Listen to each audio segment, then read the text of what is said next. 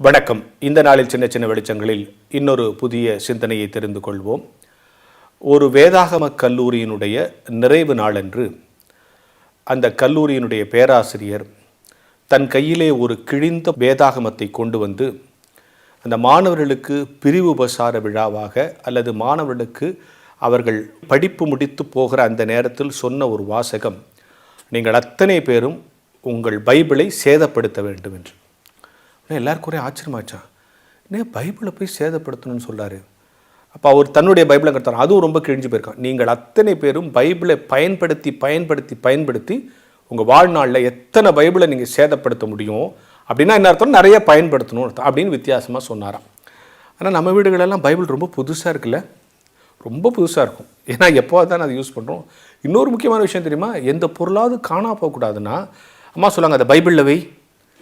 ஏன்னா யாவனும் தொடமாட்டான். ரொம்ப 10 வருஷம் நாள் பத்திரமா இருக்கும். நன்றாக புரிந்து கொள்ளுங்கள். யார் வீட்டில் வேதாகமம் பழசாக இருக்கிறதோ அந்த ஆத்துமா தினம் தினம் புதிதாகிறது என்று பொருள்.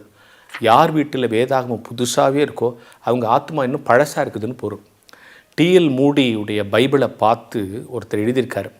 அந்த பைபிளில் ஒவ்வொரு வசனத்துக்கு பக்கத்துலேயும் பானின்னு எழுதியிருக்குமா.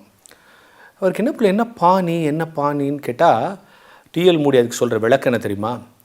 இந்த வசனத்தை நான் படித்து இது என் வாழ்க்கையில் நிரூபிக்கப்பட்டிருக்கிறது. இந்த வசனத்தை நான் படிச்சிருக்கேன், இது என் வாழ்க்கையில் நிரூபிக்கப்பட்டிருக்கிறது. படித்து நிரூபிக்கப்பட்டது, அதனுடைய சுருக்கம் தான் பானி. எத்தனை பேர் பைபிள் படிக்கிறோம்? அப்படி படிக்கிற வசனங்கள் நம் வாழ்க்கையில் நிரூபிக்கப்பட்டிருக்கிறதா என்று நாம் சோதித்து பார்க்க வேண்டாமா? சோதித்து பார்க்க வேண்டும். அப்போ தான் பைபிள் படிக்கிற ஆர்வமே வரும். ஒரு வசனம் நமக்கு மனப்பாடமாக தெரியறது முக்கியம் இல்லை. இந்த வசனம் என் வாழ்க்கையில் செயல்பட்டிருக்கு, இந்த வசனம் என் வாழ்க்கையில் இந்த சந்தர்ப்பத்தில் உதவி இருக்குது, இந்த வசனம் இந்த உண்மையை என் வாழ்க்கையில் நிரூபிச்சிருக்குன்னு ஒவ்வொரு வசனத்தையும் படிக்கிறது முக்கியம் இல்லை, அது படித்து என் வாழ்க்கையில் நிரூபிக்கப்பட வேண்டும் என்பது தான் மிக மிக முக்கியம். எனவே உங்கள் வீட்டு வேதாகமத்தை பழசாக்குங்கள்னு சொன்னால் படித்து பழசாக்குங்கள். பழசாக்குவதோடு கூட படித்து எந்த வசனம் உங்கள் வாழ்க்கையில் நிரூபிக்கிறது என்று ஒவ்வொரு நாளும் சோதித்து பாருங்கள். இறைவனுடைய மகிமை உங்களுக்கு விளங்கும் என்கிற ஞான வெளிச்சத்தோடு இந்த நாளை தொடங்குவோம்.